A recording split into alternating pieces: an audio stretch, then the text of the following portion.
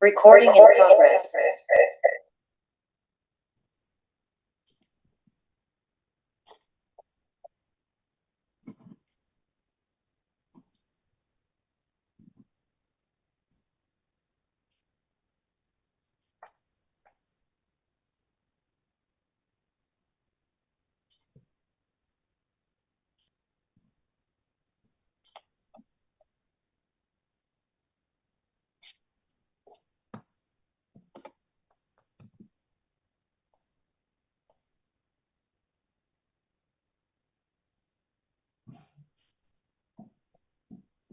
Kevin, John. Rick, Joan, what's going on? Yeah. Let me. We'll get some feedback. Yeah. Haley, can you eliminate Rick Lopez? I'm on twice. It's giving feedback.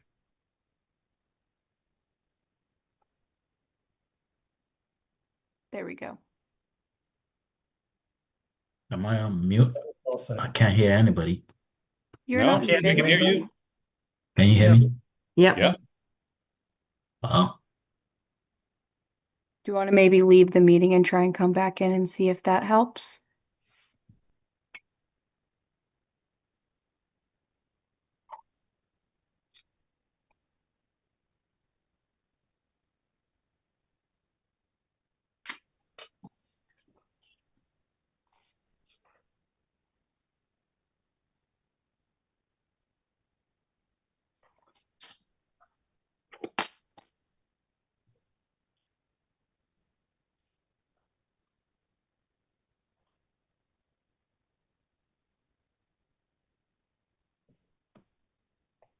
Yeah, nope, I'm gone. I'm back. There you are. Yeah, buddy. Oh, Kevin, you have a Christmas tree. I did. I'm being festive tonight. I've sat myself in a different location than normal. Nice.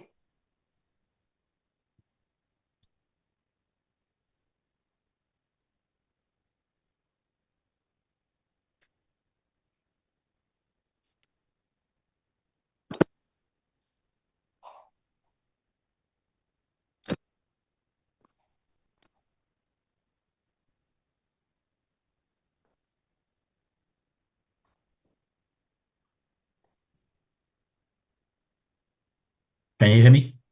Yes. Yep. Okay, I can't hear you. Huh. Hey, Turn up your speaker. turn the speaker. Can't Actually, hear anything? that's exactly what it is. The speaker's down. Where's the chat? I can go in there and see if he's what I can do to help. All right. I think I'm gonna log off my computer and log back in. Like it's gonna take about 1 minute or so. I'll be Okay. right back.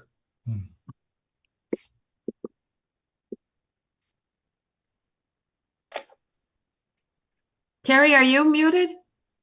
I am not. Can you hear Okay. me? A day. Okay. Too late. I'll give him another try, and then if it doesn't work, I'll go in there and see if I can. He's got his speaker down on the computer. Probably. Mhm. Done it many times.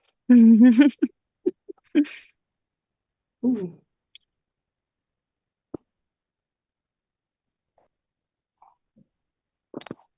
Funny, we're not supposed to have any meetings in December, and this is our second one.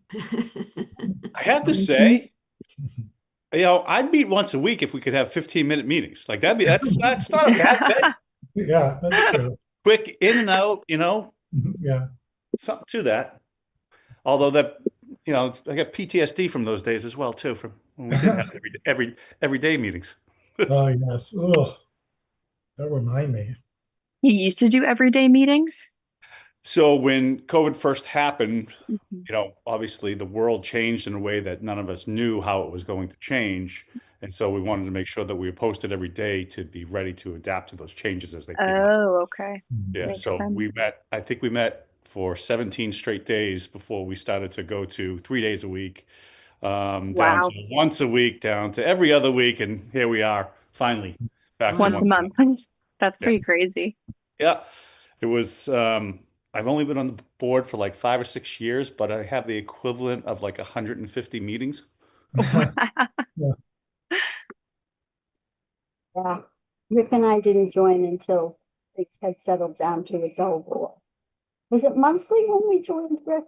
I think it was bi-monthly when you guys joined, wasn't it? Still? Monthly? I Yeah. think it was bi-monthly. Yeah, that I sounds wouldn't right. mind bi-monthly. Just kidding.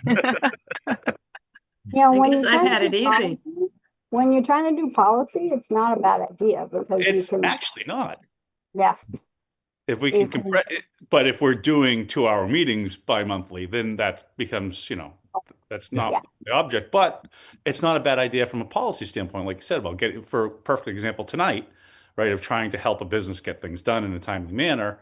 Um, you know, doing it twice a month for shorter periods for each meeting's not a bad thing. Hey, you heard him. He wants us to have more meetings. No, I'm teasing you. You know I'm teasing. I mean, I agree. I mean, I think probably, we're flexible enough to be able to do this ad hoc if our meeting schedule doesn't meet the needs of business, or if there were some sort of, emergency order that needed to be addressed. But if folks weren't flexible, it would probably make sense to have like just a standing time, set aside an hour that was a just in case meeting. That you could do or not do it. And I think now that we're a 5-person voting board, you're more apt to be able to handle that kind of load because you're not going to get all 5 members to both of those meetings every month, but that's okay as long as you have the majority, right? When did you change All to right, 5? I can hear you now. Yay! Yay. All right. We Good. can make some noise, I guess. Okay, I'm gonna call the meeting to order at 6:04. So we'll do a quick roll call. Carrie? Yeah. Kevin? Here, yes. Joan? Yes, here, Joan here. And Rick Lopez. So the purpose of this meeting, it's a sort of special meeting to review the matter of the transfer of the tobacco sales permit at 1330 Main Street. And I'm going to turn it over to Aday to sort of introduce the topic, introduce our guests, and then we'll hear them speak and we can then have a discussion regarding that. So Aday? Thank you, Dr. Lopez. So this is a slightly different scenario from the previous establishment. 130 Main LLC already purchased the mobile gas station yesterday. So the purchase has been completed. The reason they requested this meeting is because they would have to wait till January to have the permit transferred, and that would cause them a severe financial burden, and they would like to avoid that. So I believe the representatives from 1330 Main LLC, I believe they are here. And if you could please state your name and Hello, tell my us. name is, sorry. Hello, my name is Rushank Patel. And my name is Ankit Kumar Patel. Thanks for coming. So, yes, thank you for coming and taking the time. And so maybe you can just describe to the board, what you're looking for in terms of the transfer. I would also be interested in knowing whether you own other similar, gas station convenience stores in the Commonwealth of Massachusetts. Either one of you can speak up. Yes. So we do own other locations in Massachusetts. This is our first in Reading, Massachusetts. We met with Maureen yesterday, and we are well aware of the regulations that Reading has, especially with the no nicotine generation.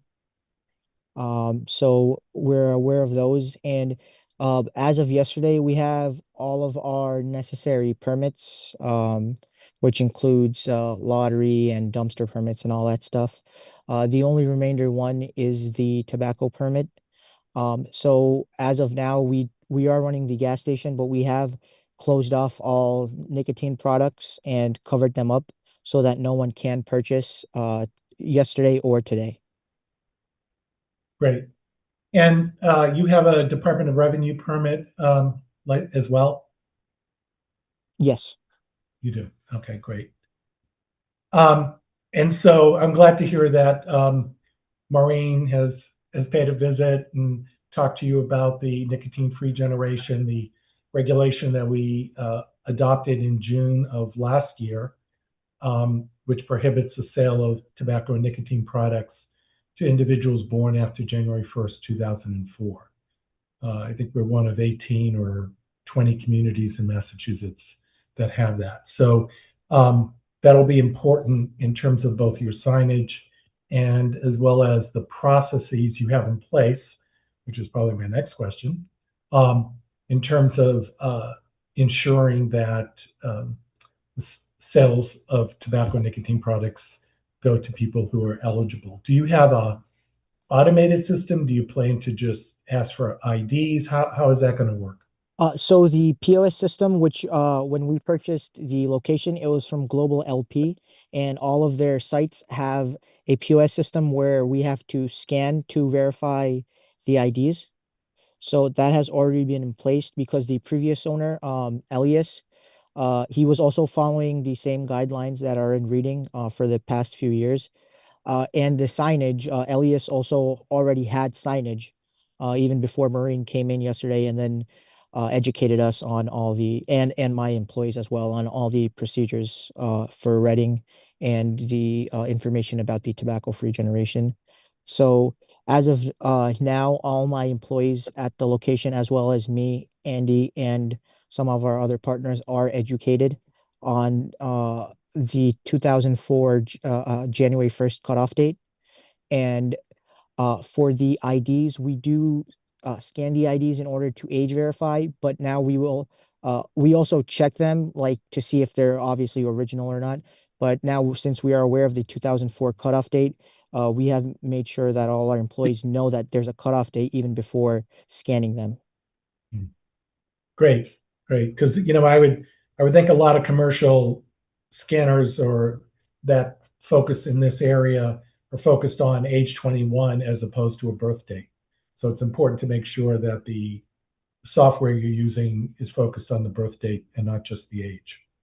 Yes, yes, exactly. And we also have the education on our countertop, which was obviously previously there from Elias, where it clearly states that in the town of Reading that the cutoff date was 2004 January 1st. So that's always been at the site. Great.